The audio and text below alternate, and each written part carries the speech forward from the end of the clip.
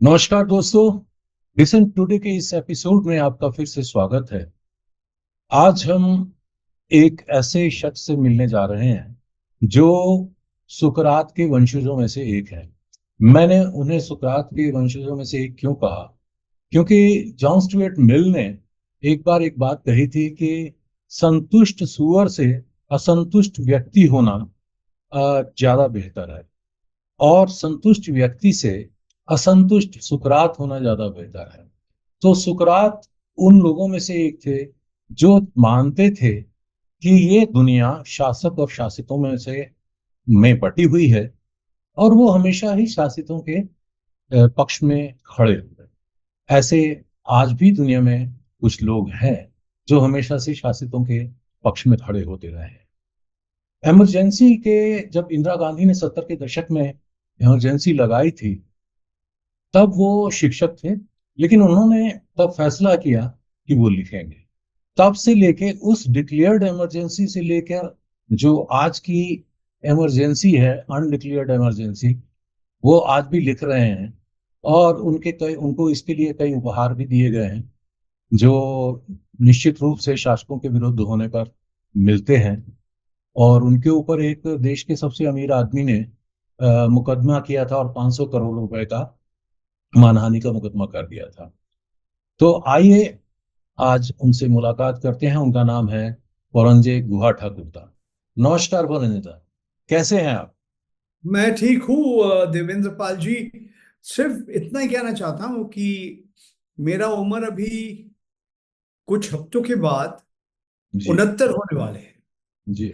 आप हमें, मैं जब छात्र था दिल्ली विश्वविद्यालय में, उसी समय का याद आपने दिला दिया। इंदिरा गांधी का आपातकालीन समय। जी। मैं तीन मैं मेरा जन्म कलकत्ता में हुई थी। मैं दिल्ली विश्वविद्यालय में आके 3 साल मैंने सेंट स्टीफेंस कॉलेज में पढ़ा। फिर 2 साल मैंने दिल्ली स्कूल ऑफ इकोनॉमिक्स में पढ़ा। और 75 और 77, जिस समय इमरजेंसी के समय, उसी समय में दिल्ली विश्वविद्यालय में हमारा दिल्ली स्कूल ऑफ इकोनॉमिक्स में पढ़ रहा था।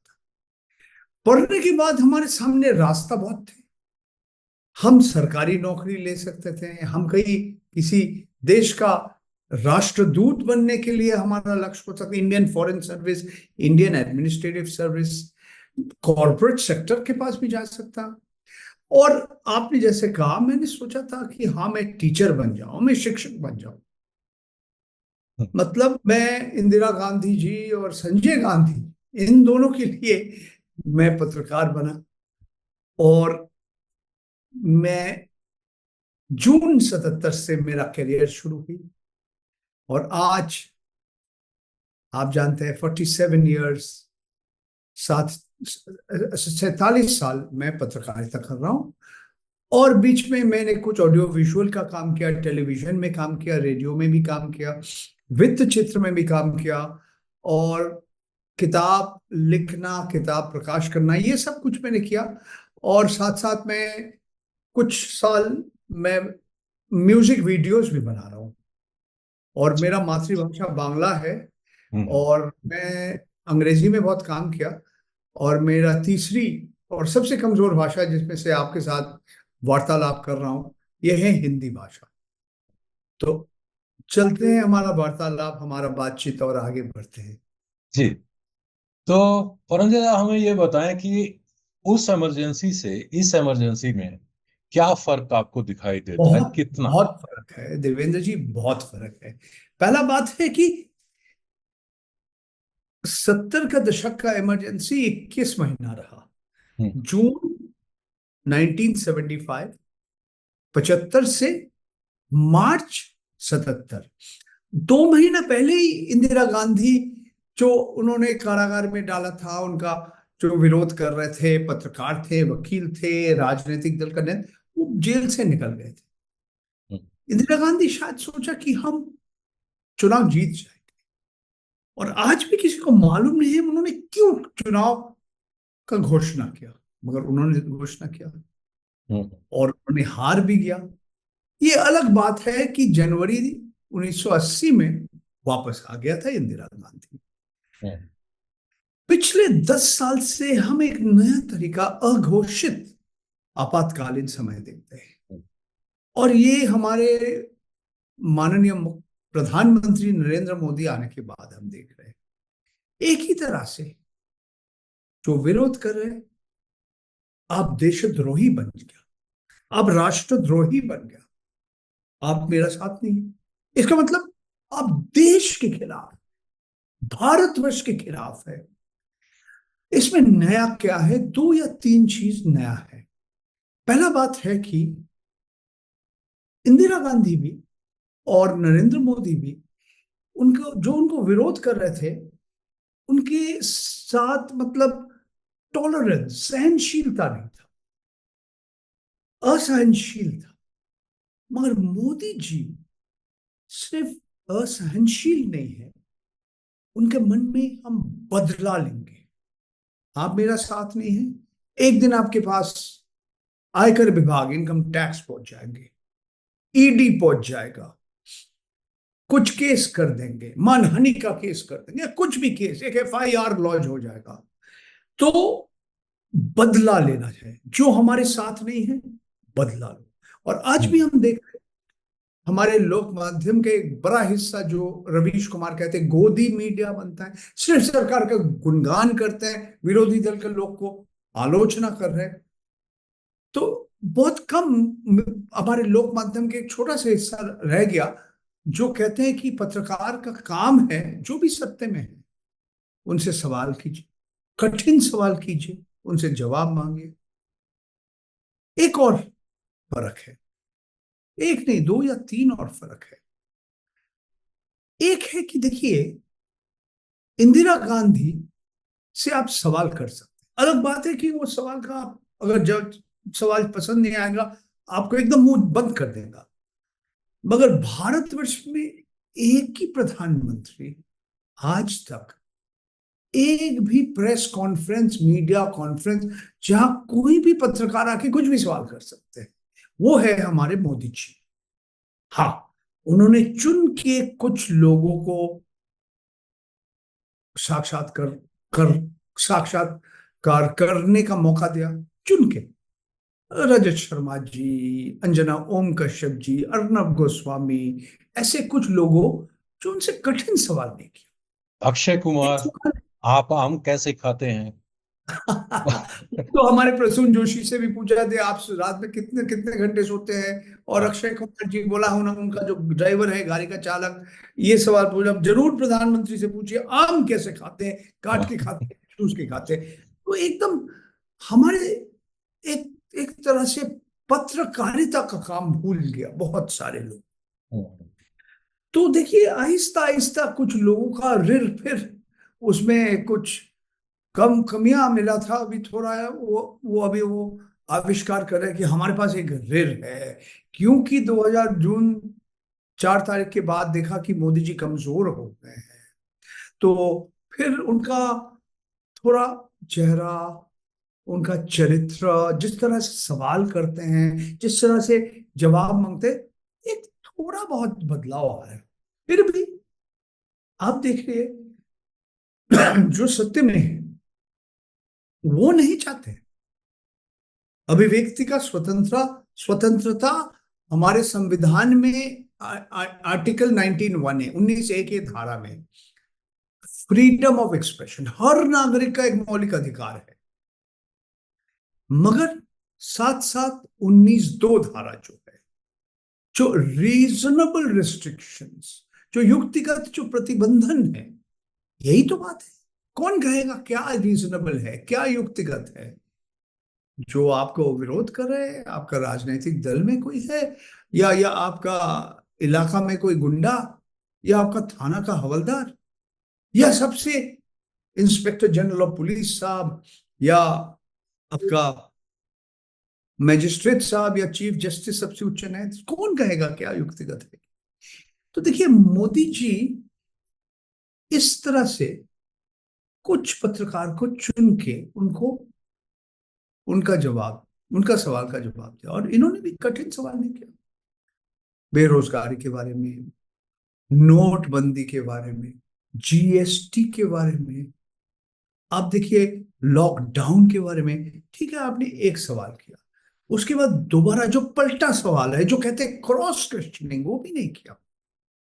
आपको याद होगा कि 2019 में जब चुनाव जीत के ज्यादा शक्ति लेके मोदी जी वापस आया, भारतीय जनता पार्टी का दफ्तर में वो बैठे थे, बगल में अमित शाह जी बैठे थे, बहुत सारे सवाल किया, बहुत सारे पत्रकार, सिर्फ अमित शाह ने जवाब दिया, मोदी जी खामोश थे। तो माहौल ऐसा है कि एकदम सबसे जो, जिस व्यक्ति का सबसे ज्यादा शक्ति है वही इस तरह से इनका व्यवहार होगा, तो आप देखेंगे सरकारी ऑफिसर, मंत्री लोग, एक माहौल बदल गया। तो देखिए अभी तो भारतीय जनता पार्टी कमजोर हो गया और विरोधी दल का थोड़ा शक्ति बढ़ा, तो ये माहौल कितना दिन रहेगा या बदल जाएगा, ये समय बताएंगे। मेरा उम्मीद है कि इसका मोदी क्या जी, कारण समझते हैं बुलंद? अगर देखा जाए तो जो 90 के दशक की शुरुआत में जो नई आर्थिक नीतियां आई, वो है इसका कारण, जिसके चलते बहुत ज्यादा इनइक्वालिटी बढ़ी, असमानता समाज में बहुत बढ़ गई, धार्मिक कट्टरता बढ़ी, उसके कारण हुआ। क्या कारण रहे लोकप्रियता जो मिली इतनी ज्यादा? चाहे वो 19 में जो कुछ भी हुआ, बालाकोट और वो सब करवा के जैसे भी आए, तो किस तरह से, या पॉपुलिज्म इसके लिए कहते हैं, जो लोक लुभावनवाद जिसको कहा जाता है, वो कारण रहा? इनकी लोकप्रियता के पीछे क्या कारण रहा कि लोग अभी भी, और ये शिफ्ट हो सकता है, जैसे अभी कुछ राज्यों में कांग्रेस की जीत के बाद बहुत उम्मीद की जा रही है कि हो सकता है आने वाले कुछ चुनावों में राज्यों में परिवर्तन आए और वो हो जाए। लेकिन ये भी हो सकता है कि कोई बालाकोट नहीं, लेकिन वैसे ही कोई एक घटना ऐसी हो जाए। अब जैसे आपने देखा होगा अभी जम्मू कश्मीर में और हरियाणा में चुनाव है, तो हिंदू मुस्लिम के देखेंगे आप, वहां पे भी आतंकवादी हमले 15 दिन पहले एकदम से बढ़े।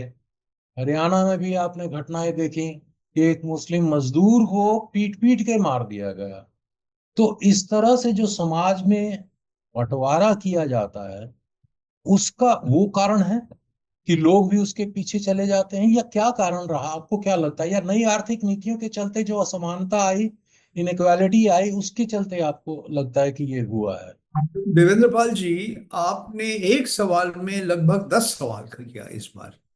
आपने आपसे लोक मैं बहुत बात माध्यम, करना चाहता हूँ, बहुत लंबी बात करना चाहता हूँ आपने तो कोई लोक रह ना माध्यम जाए। की बात किया, साथ साथ आपने मोदी जी का लोकप्रियता, आर्थिक उदारीकरण और समाज में असमानता, बहुत सारे विषय आपने ले लिया।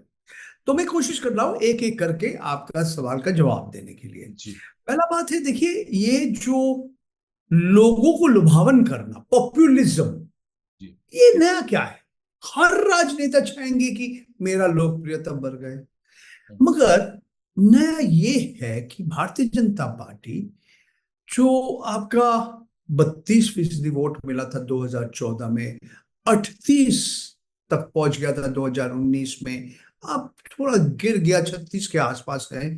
इसका मतलब है अगर हमारे देश में 100 करोड़ लोगों के आसपास जिनका वोट देना 18 साल से ज्यादा है, जिन्होंने, हमारे 1 जनवरी 2024 में जिसको उम्र 18 साल या ज्यादा है, in they are eligible to vote, vote देने का उपयोग है, इसमें लगभग आप समझ लीजिए 36%, हर तीन वोटर में एक या थोड़ा सा ज्यादा मोदी जी या भारतीय जनता पार्टी को वोट दिया।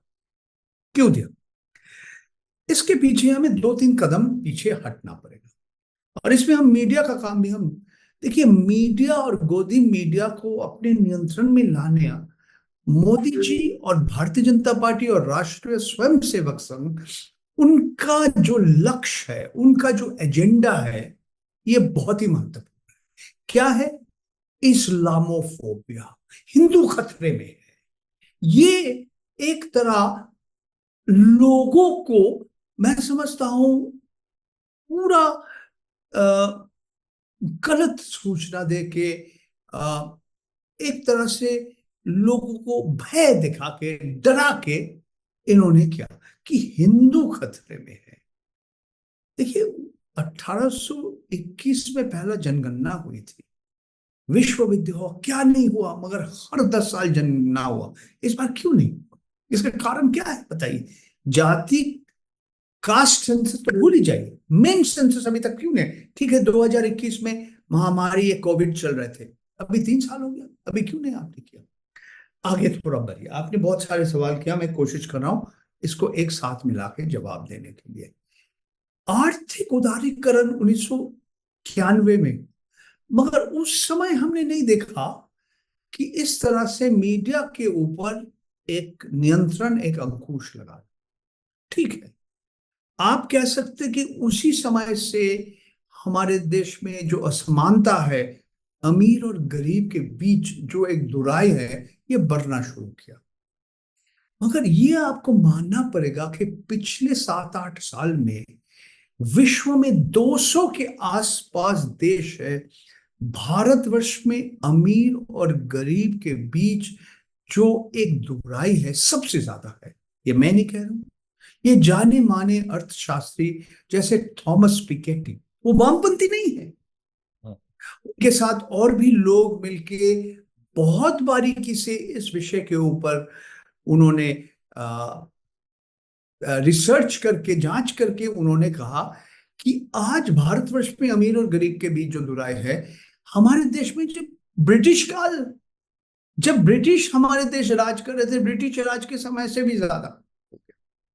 आज लग रहा है कि दो व्यक्ति के पास, अंबानी अडानी के पास, जिस तरह से उनका संपत्ति और उनका संपत्ति का जो, उनका जो मूल्य जिस रफ्तार से बढ़ा, उस रफ्तार से जो आज भी हमारे देश का गरीब लोग उसका आसपास नहीं आ पाया। हम नहीं कह रहे कि गरीबी रेखा के नीचे ज्यादा लोग चले गए, नहीं, ये नहीं कह रहा हूं। मैं कह रहा हूं जो गैप है, जो दुराई है, जो इम्बैलेंस है, जो असमानता है गरीब, ये बढ़ गया। जो एक व्यक्ति अपनी बेटी के शादी के लिए हजारों करोड़ रुपया खर्च करने के लिए तैयार है, हम क्या बताएं? और वही कंपनी 40,000, 42,000 कर्मचारी को, एम्प्लॉयज को बोला बस तुम्हारे लिए और काम नहीं, उसको नौकरी से हटा दिया। तो ये है न्यू इंडिया, नया इंडिया का नया प्रतीक आप देख रहे हैं। यही मोदी जी ने क्या कहा? अच्छे दिन आएंगे, काला धन विश्व में जितना भारतवर्ष के लोग जो विदेश में काला धन लेके विदेश ले गया, सब वापस ले आएंगे, और हर परिवार के बैंक के खाता में हम 15 लाख दे देंगे। क्या हुआ? वो वादा का क्या हुआ? उन्होंने क्या कहा था? ना खाऊंगा ना खाने दूंगा। आज कौन खा रहे पैसा? किसका पैसा खा रहे? अब इलेक्ट्रल बॉन्ड देखिए ना, जो सुप्रीम कोर्ट ने कहा कौन किसको पैसा दिया, कब पैसा दिया। ठीक है, ज्यादा नहीं, उससे ज्यादा आजकल खर्च हो रहा है, 16,500 करोड़ के आसपास। इसमें आधा से ज्यादा तो भारतीय जनता पार्टी को मिल रहा है। कौन दिया आपको मालूम है? सबको मालूम है। कैसे घूम फिर के लोगों ने पैसा दिया, आज तो मालूम है। तो आप कहने चाहते हैं कि भ्रष्टाचार कम हो गया, मगर असलियत जो है और कुछ है। और एक के बाद एक जिस तरह से, सुनिए, नोटबंदी, मोदी जी ने क्या कहा, हमें कटकरी में खड़ा कर। आज क्यों नोटबंदी के बारे में बात नहीं कर रहे? GST, goods and services tax, जिस रफ्तार से हड़बड़ी से जीएसटी लागू किया, वो 2017 से आज 900 बार वो नियम, वो बार बार इसका ऊपर करना पड़ा, नीचे करना पड़ा, बदलाव लाना पड़ा। और देखिए, जो छोटे छोटे जो स्मॉल एंटरप्राइजेस है, छोटे कारखाने जो रोजगार देते हैं युवाओं को, बंद कर दिया। और आगे बढ़िए, 2020 मार्च में जिस तरह से उन्होंने लॉकडाउन किया, विश्व में ऐसे कोई देश में इतना लॉकडाउन नहीं। 6 महीना में भारतवर्ष के अर्थव्यवस्था, जीडीपी, सकल घरेलू उत्पाद कम हो गया। भारतवर्ष क्यों विश्व का इतिहास में हमने कभी नहीं देखा लगभग 3 करोड़ लोग जो शहर छोड़ के ग्रामीण इलाका में, गांव में पहुंच गए। जब 40 का दशक में, आप तो पंजाब के रहने वाले हैं, मैं बंगाली हूं, पंजाब और बंगाल में जब विभाजन हुई थी, जब पार्टीशन हुई थी, ठीक है, भारतवर्ष का लोक संख्या कम था, मगर उस समय भी इतने लोग हमने कभी नहीं देखा शहर छोड़ के गांव जाने। क्योंकि और कुछ होता है पिछले ये 2020 से 2024-25 अगर आप छोड़ देंगे तो हर समय शहर, गांव से लोग शहर आते हैं। यही है शहर, यही है अर्थव्यवस्था। तो हम आज जो देख रहे हैं युवाओं के नौकरी, जो आप चावल गेहूं, मोदी जी क्या कह रहे हैं, मोदी जी खुद कह रहे हैं हम 80 करोड़ लोगों को, हर परिवार में हम 5 किलो चावल या गेहूं या 2.5 किलो चने का दाल दे रहे। क्यों दे रहे? अगर गरीबी हमारे देश में खत्म हो गया तो ये देने का क्या जरूरत था? यही मोदी जी 2015 में लोकसभा में खड़ा होके बोलिए ये मनरेगा, Mahatma Gandhi national rural employment guarantee, बोले ये कांग्रेस का असफलता का प्रतीक। आज भारत सरकार को ज्यादा पैसा खर्च करना पड़ता है यही ग्रामीण इलाका में लोगों को रोजगार देने के लिए। तो मैं समझता हूं जिस तरह से सरकार निजीकरण किया, जिस तरह से इन्होंने ये असमानता बढ़ा दिया, ये आर्थिक उदारीकरण करण के नाम में, आर्थिक उदारीकरण तो, इकोनॉमिक लिबरलाइजेशन तो कांग्रेस का समय था, मगर ये एक तरह का निजीकरण जो कभी हमने नहीं देखा। सब कुछ अडानी जी को मिल रहा है, अंबानी जी को मिल रहा है, ये निजीकरण है नहीं, ये एक तरह से खरोनी पूंजीवाद है, ये सचमुच पूंजीवाद नहीं है, ये ओलिगार्क है, समाजवाद का बात तो भूल ही जाइए। तो ये अर्थव्यवस्था के साथ आप भारतवर्ष का जो लोक माध्यम, गण माध्यम और पत्रकार का जो भूमिका आप देख रहे हैं, सवाल करना बंद कर दिया, जो सत्य में है उसको, उसका सवाल करना बंद कर दिया, और समाज में जो पत्रकार का जो एक बहुत महत्वपूर्ण काम है, पारदर्शिता लाना, ये सब हम देख रहे।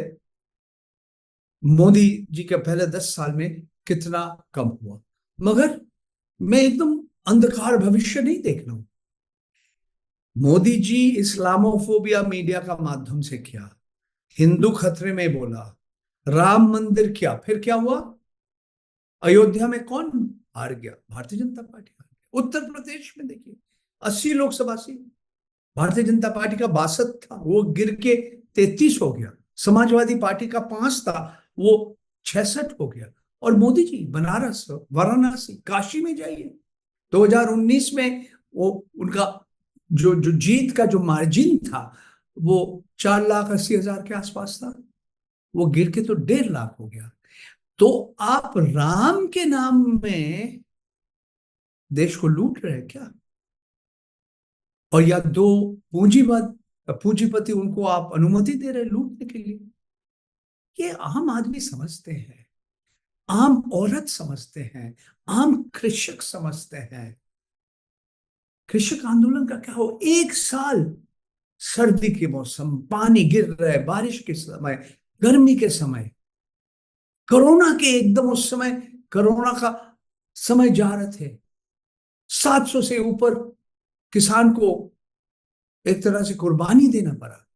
क्या हुआ? वो 3 कानून तो वापस लेना पड़ेगा। अंबानी अडानी का पुतलिया तो जला दिया। इससे पहले देखिए आपने हमारे बारे में क्या, मैं अकेला भारतवर्ष का नागरिक हूं, मेरे खिलाफ अंबानी जी आ, हमें धमकी दिया था, हमें अदालत नहीं ले गया, मुकेश भाई अंबानी, अनिल अंबानी। मगर गौतम अडानी जी ने 6 केस चला रहे, 5 गुजरात में, 1 राजस्थान में। उन्होंने कह रहे कि मैं उनका, हमारा लेख है, आपका पाठक को बोलिए जरूर हमारा लेख पढ़ने के लिए।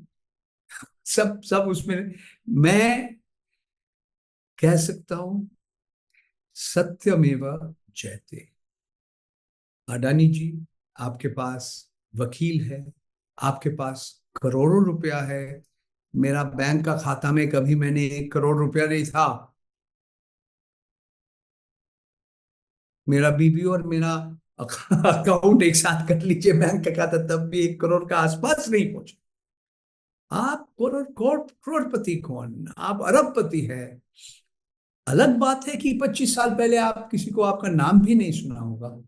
आप मुंबई का जवेरी बाजार में हीरा का कारोबार करते, आपका परिवार का एक कारखाना था। आज हाँ, आप भारतवर्ष के सबसे अमीर व्यक्ति, विश्व के सबसे अमीर व्यक्ति में आप एक है। ठीक है जी। मैं कौन हूं? मैं एक छोटा आदमी हूं, मगर मैं जो लिखा, मैं आज भी आपको बोल रहा हूं, एक लाइन, एक शब्द, एक सेंटेंस मैंने कभी झूठ नहीं लिखा। जो सच्चाई है, जो वास्तव है, वो ही लिखा। आपको पसंद नहीं वो अलग बात है। मैं अपना काम कर रहा हूं। ये मैं क्रोनी अकेला कैपिटलिज्म परिवार जो है हूं। जिसकी, हाँ जी। ये जो क्रोनी कैपिटलिज्म की आप बात कर रहे हैं, एक तो ये कैपिटलिज्म से बिल्कुल ही अलग चीज है, और दूसरा जो है, यहाँ सीधा सीधा सत्ता के साथ, स्टेट के साथ मिलकर लूट का, ये अधिक अधिक से अधिक मुनाफा या मूल्य का की बात नहीं है। ये सीधा सीधा इलीगल मुनाफा, अवैध मुनाफा जो है वो कमाने की बात है। तो आपने एक उसके ऊपर भी अपने जो लूज पेपर्स की बात करी थी, loose pages, loose pages. Loose pages. तो हाँ। ये किस तरह से, हमारे दर्शकों को बताएं कि ये किस तरह से इसका, और इसमें न्यायालय की क्या भूमिका रहे। जब ये कोर्ट में केसेस जाते भी रहे, तो न्यायालय की क्या भूमिका रही, इतनी हिम्मत कैसे आ जाती है कि इतने इलीगल काम एक उद्योगपति कर लेता है, और विपक्ष की तरफ से कुछ नहीं आता है। इसका विरोध अगर न्यायालय में जाता भी है तो न्यायालय में भी गिर जाता है। क्या कारण है इसका? नहीं, विपक्ष अभी उनका कुछ थोड़ा बहुत आवाज लोग सुन रहे हैं। इंडिया का जो गठबंधन है उसके बाद सुन रहे हैं। मगर आपने जो कहा, हमारे देश का जो न्यायालय है, जो आज सत्य में है, जो अमीर व्यक्ति हैं उन्हीं के साथ है। इसमें मेरा तो दो राय नहीं है। एक पुरानी कहावत है, justice delayed is justice denied. Deny, yes. कितने लाखों लोग जेल में पड़े हैं जिसका आप कहेंगे अंडर ट्रायल, जो उसका सजा देना था उससे ज्यादा समय वो जेल में रहे, अभी भी है। क्यों? और सिर्फ ये नहीं, उमर खलीद आज क्यों जेल में? 5 साल मैं हो गए। न्यूज मैं न्यूज क्लिक के साथ मेरा एक संपर्क है, आज नहीं, 6 साल से ज्यादा हो गया। न्यूज क्लिक जो चलाते हैं, उनका संपादक जो है प्रबीर पुरकायस्थ, जी। उनका उम्र उम्र है 76 साल का है। उसको साढ़े 7 महीना आपने जेल के अंदर डाल दिया। आपने देखा यूएपीए, लंबा चौड़ा आरोप पत्र लगाया आपने, बोले चीन से पैसा आ रहे, ये कर। मैं आपको आज लिख के बता रहा हूं, ये सारे जो आरोप है ये बेबुनियाद है। मैं मेरे बारे में भी कुछ कहना चाहता हूं। ये न्यूज क्लिक का केस में अक्टूबर महीना का 3 तारीख के दिन भारतवर्ष के इतिहास में पहला बार कुछ हुआ। आपने कह रहे थे इंदिरा गांधी का इमरजेंसी, वो आपातकालीन समय और आज का इसमें क्या फर्क?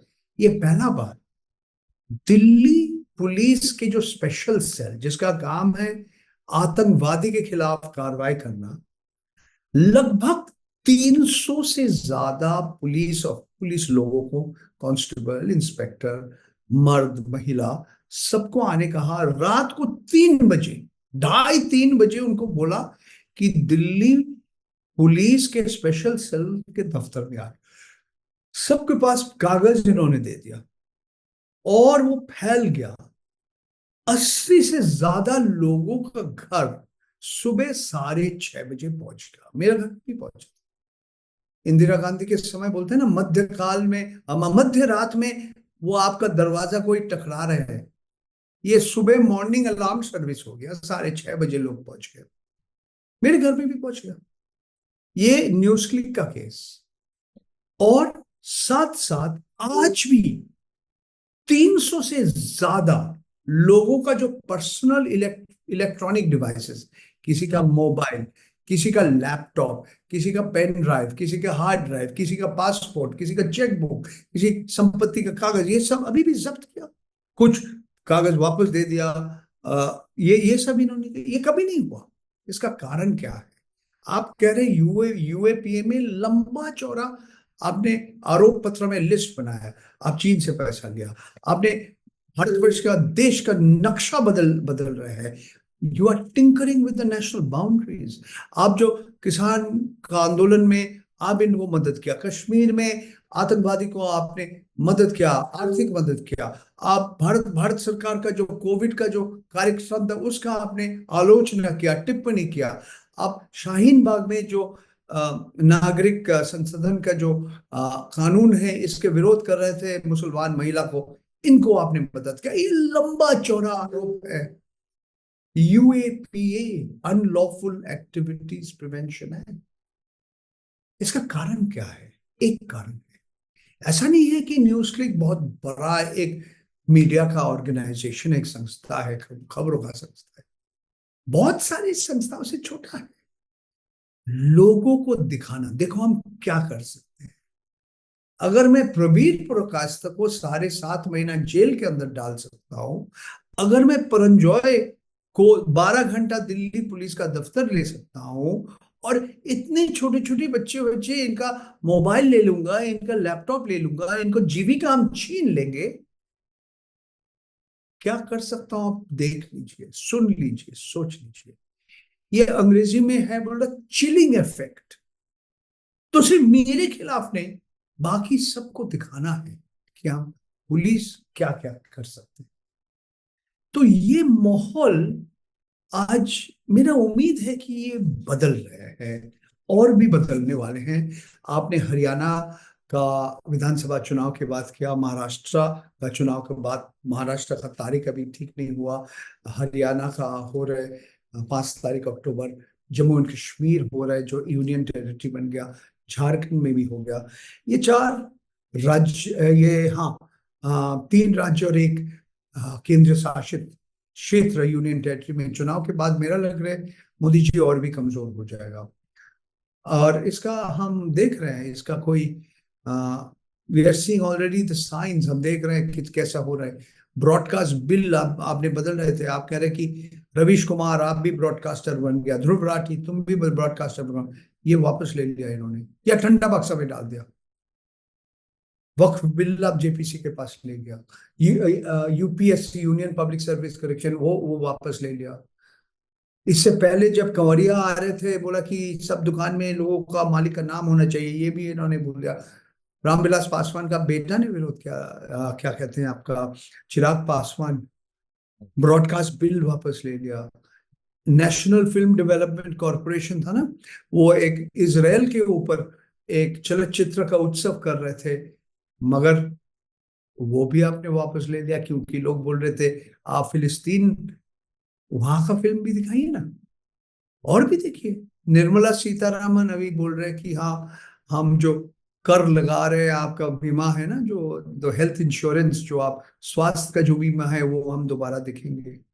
मोदी जी महाराष्ट्र जाके माफी मांगा कि शिवाजी जी, छत्रपति शिवाजी का मूर्ति गिर गया, मोदी जी क्षमा चाह, माफी मांगा लोगों से। उन्होंने ये 2 शब्द, क्षमा, तपस्या, उन्होंने जब किसान आंदोलन का जो काला कानून जो थी, कानून वापस ले लिया, उस जी। समय भी ये सारे शब्द का इस्तेमाल किया। तो देखिए, मेरा जो सोच में है, और ये आपने जहां से शुरू किया वहीं से हम वापस जा रहे हैं। इमरजेंसी के बाद 77 से 80, फिर राजीव गांधी जब सत्ते से चुनाव हार गया, 89 में विश्वनाथ प्रताप सिंह आया, और नरसिंह राव का सरकार में, नरसिंह राव का कांग्रेस का तो बहुमत नहीं था, वो खरीद लिया था 6-8 सांसदों को। फिर वहां से लगातार 2014 तक भारतवर्ष में गठबंधन राजनीति का समय हम लोग ने बिताया। वही समय हम वापस आ गए, क्योंकि मोदी जी का तो 240 ही है, बहुमत के लिए 272 है, 32 कम है। 303 से 240 काफी काफी फर्क है। उनको भी लेकिन मालूम पड़ गठबंधन की उनको राजनीति भी भी तो। उनको भी मालूम पड़ गया कि 400 पार नहीं हो रहे। हम्म। उन्होंने क्या कहा? हम्म। एक चीज बोल के मैं, आप जो भी और सवाल, एक चीज है वो अचानक क्यों बोला कि राहुल गांधी सुबह उठ के अंबानी अंबानी अडानी अंबानी अडानी करते हैं, टेम्पो भर के कैश चला जा रहे, और फिर बाद में क्या हुआ? लोकपाल जो सुप्रीम कोर्ट का न्यायाधीश थे, भूतपूर्व, खानविलकर साहब से एक पिटीशन किया, बोला आप जांच कीजिए। प्रधानमंत्री ने ऐसा आरोप लगाया, वो बोला नहीं नहीं, चुनाव प्रचार के समय लोग ऐसे बोलते रहते हैं। एक चीज और, आज मोहन भागवत क्या कह रहे हैं? आज राष्ट्रीय स्वयंसेवक संघ का सरसंघचालक मोहन भागवत जी ने क्या कहा? सोच लीजिए जरा।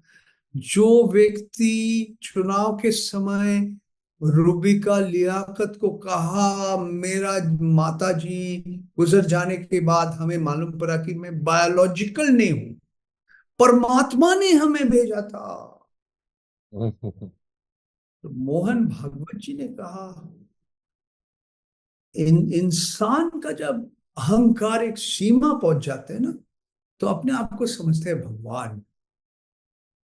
तो ये मेरा ख्याल है, आरएसएस आरएसएस की, भारतीय जनता पार्टी के समर्थक बहुत लोगों को अपसंद कि एक व्यक्ति जो भी हो, प्रधानमंत्री भी हो, अपने आप कह रहे हैं कि परमात्मा ने हमें भेजा। ये तो हमें लग रहा है कि अहंकार का एक सीमा। अच्छा, मुझे ये बताइए कि मैं उस इमरजेंसी की बात कर रहा था। यहाँ तो जो लोग विरोध में लिखते हैं, बोलते हैं, उमर खालिद हो, आप हो, कोई हो, उन लोगों को अंदर किया जाता है। भीमा कोरेगांव पे आपकी अभी किताब आई है, जो भीमा कोरेगांव में तो ऐसा कुछ डायरेक्ट इनके खिलाफ तो कुछ भी नहीं था, और उसमें तो बिल्कुल। ऐसे लोगों को अंदर कर दिया गया। आनंद तेल तुमड़े को अंदर कर दिया, गौतम नवलखा को अंदर कर दिया, जो वहां थे भी नहीं। भारद्वाज। देखिए, हाँ, सुधा एक एक भारद्वाज करके, को अंदर कर। एक एक करके, इससे पहले देखिए साईं बाबा, जीएन साईं बाबा। हाँ हाँ। देखिए, आप ये किताब, आपने हमारे एक किताब का जिक्र किया, लूज पेजेस, वो आप पढ़ेंगे तो आपको मालूम पड़ेगा कि हमारे देश का जो न्यायालय में हम्म। किस तरह से काम कर रहे हैं। हम्म। और अगर अब ये किताब भीमा कोरेगांव के ऊपर, ये जाति किस तरह से, जो उच्च जाति के लोग होते हैं, किस तरह से ये भीमा कोरेगांव का केस में इतने लोगों को, मैं समझता हूँ एकदम बिना कारण के जेल के अंदर डाला। ये एक घोर पाप जो भी किया महाराष्ट्र पुलिस। और अगर आप ये किताब और आपका दर्शक ये किताब पढ़ेंगे, भीमा कोरेगांव चैलेंजिंग कास्ट, और सबटाइटल है ब्राह्मणिज्म्स रॉथ अगेंस्ट ड्रीमर्स ऑफ इक्वालिटी। पूरा, हमारे जो लेखक है, मैं प्रकाशक हूं, एजाज अशरफ ने बारीकी से पूरा इतिहास, महाराष्ट्र का इतिहास आपके सामने रखा। इस पर हम अगले हफ्ते एक अलग से कार्यक्रम रखेंगे, क्योंकि मैंने अभी आप जरूर, किताब पढ़ी आप नहीं। एजाज से बात हाँ, कीजिए, मैंने आप मंगवा एजाज। रखी है। मैंने मंगवा रखी है, 3-4 दिन में हाँ, मुझे मिल जाएगी। तो फिर इस जरूर, पे अलग से एक कार्यक्रम करेंगे। आप जरूर एजाज से बात कीजिए, जो लेखक से आप बात कीजिए। हाँ, वो उनको भी बुला आपको लेंगे। विषय के ऊपर, उनको हाँ भी। हाँ, मैं आपको उनके साथ संपर्क करा दूंगा जी। और तो जैसे एक। पेजेस है, मेरा एक जो किताब है वो अंबानी बंधु के ऊपर है, गैस वॉर्स, जी हाँ। Chronic capitalism and the Ambani, से हिंदी में भी आए हैं, मराठी में भी आए हैं। जी जी। तो जैसे आपने क्रोनी पूंजीवाद के बाद, ये हम्म। सचमुच पूंजीवाद नहीं है जी। हम्म। हमारे देश का जो रिसोर्सेस है, जो प्राकृतिक संसाधन है, हम्म। किस तरह से कुछ लोगों को फायदा मिल रहा है। कोयला बोलिए, प्राकृतिक गैस बोलिए, तेल बोलिए बोलिए, ये जो हमारे दूरभाष यंत्र के लिए टेलीकॉम स्पेक्ट्रम बोलिए, कुछ भी कहिए, ये हम्म। भी नेचुरल रिसोर्सेस है। जिस तरह से आवंटन हो रहा है, जिस जिस तरह से इसका दाम बिना बोली के ये सब करते हैं, इसका मदद बहुत कम लोग को मिल रहा है। और ये है हमारे देश का असमानता का एक और कारण हम्म, कि हमारे देश की जो नेचुरल रिसोर्सेज है, जो प्राकृतिक संसाधन है, इसको कुछ लोगों ने सरकार की मदद से, सरकार जिस तरह से कानून बनाते हैं, जिस तरह से नियम बनाते हैं, कुछ लोगों को फायदा के लिए, यही क्रोनी पूंजीवाद है, यही ओलिगार्की है। और ऐसे भारतवर्ष में सबसे दो अमीर जो व्यक्ति है, मुकेश अंबानी जी, गौतम अडानी जी, वहीं से शुरू हुआ। आप देखिए पूरा हमारे बुनियादी ढांचा, हमने टेलीकॉम की बात किया, पॉलिएस्टर देखिए, तेल देखिए, विमान बंदर देखिए, समुद्र के बंदर देखिए, बिजली उत्पादन, कोयला निर्यात से शुरू करके इजराइल में ड्रोन, अनमैन्ड एरियल व्हीकल्स, हम्म, वहां से सेब, जो आप सेब खाते हैं, जो आप तेल में आप आपका खाना तलते हैं, आपका पराठा समोसा बनाते हैं, फॉर्चून ब्रांड, सब सब ये कुछ लोग नियंत्रण करें आपका पूरा जीवन के ऊपर, जो असर पड़ रहे हैं। मैं समझता हूँ भारतवर्ष के इतिहास में हमने कभी नहीं देखा इतना हम्म, कंट्रोल, कुछ लोगों को, पूरा देश के हर नागरिक का, क्या खा रहे, क्या पी रहे, क्या सुन रहे, क्या सोच रहे, सब कुछ के ऊपर इनकी नियंत्रण आ गया। हम्म। तो ये जो आपने इजराइल का जिक्र किया और ये नियंत्रण की बात की, इसमें पेगासस भी आ जाता है। पेगासस का भी सहारा लिया। फिर आप ये बहुत लंबा बात हो जाएगा। बहुत हाँ, देवेंद्र जी, एक दिन और आप बात कीजिए। एक और दिन रखते हैं। केस चल रहा है, सुप्रीम कोर्ट में केस चल रहा है, हाँ हाँ। जिस तरह से कुछ लोगों का टेलीफोन के अंदर हम्म, निगरानी हो हम्म, रहा है, हम्म, किस तरह से ये स्पाईवेयर, सॉफ्टवेयर का दुरुपयोग हो रहा है, हम्म, सरकार कहने के लिए तैयार नहीं है कि सचमुच में उन्होंने खरीदा कि नहीं। हम्म, जब उस समय का chief justice of India, justice Ramana, आपका solicitor general of India Tushar Mehta ji ने सवाल किया, सीधा सवाल किया, आप बताइए भारत सरकार का कोई संस्था ये सॉफ्टवेयर खरीदा कि नहीं, हाँ या ना जवाब दो। हाँ, उन्होंने कहा हम नहीं जवाब दे सकते हैं, क्योंकि राष्ट्र सुरक्षा के बात हो गया। तो इस तरह से जो सरकार में है उनका सब कुछ, वो आप क्या कर रहे हैं, आप क्या सुन रहे हैं, इसके ऊपर ये अंग्रेजी में कहते हैं सर्वेलेंस कैपिटलिज्म। जी। क्या करें हमारे फोन में, इस विषय के ऊपर एक और दिन बुलाइए, इसमें जी, लंबा चौड़ा बात हो सकती तो फिर मुलाकात होगी। आप आए, आपने इतना समय दिया, बहुत बहुत शुक्रिया। तो दोस्तों, ये थे लेखक, फिल्मकार, पत्रकार पुरंजय गुहा ठाकुरता। बहुत सारी बातें हुई, बहुत सारी बातें रह गईं। फिर करेंगे। देखते रहिए डिसेंट टुडे।